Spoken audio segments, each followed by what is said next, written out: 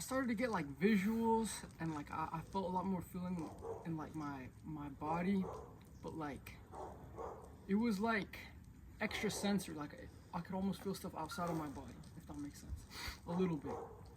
And then I started seeing like geometrical patterns and shapes and stuff. Like I told you, I feel like a really good trip is one where like it has a story or like a message and a meaning. Because usually that message is teaching you something. It's trying to, kind of like you said, with the light pointing you in some direction. Eventually that story did come, and I feel like I thought a lot about innocence. I feel like innocence is more important than intelligence, more important than creativity, more important than knowledge. I feel like almost nothing is more important than innocence.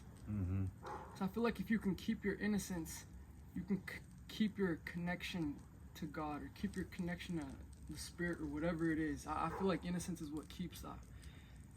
And I thought about that very deeply. Like I thought about animals, and I thought about little kids. And if you listen to an animal or a little kid, if you just listen to the way they breathe, like it sounds different than us. Like just listening to their breath, it sounds, I don't know, it's innocent.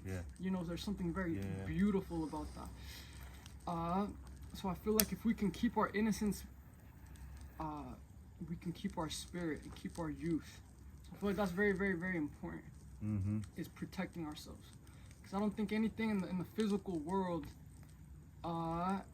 whether it be really anything, nothing is more important than your spirit and what's going on internally. So taking care of that spirit and that soul, very, very important. Very, very, very important. Because not everything, but a lot of things in life, I'd say honestly, are a distraction. Are things of like the fallen world that aren't of God. And at the end of the day, none of that matters. There's more important than that spirit. So that's something I saw like very vividly and clearly. And also I thought about how I got this one really cool revelation. How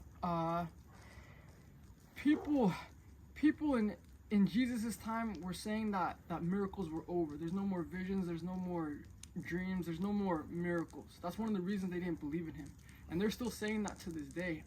Because ever since the world started, humanity has been falling more and more and more and more. And now with, I guess, technology and modern culture, it's fallen much, much deeper, right?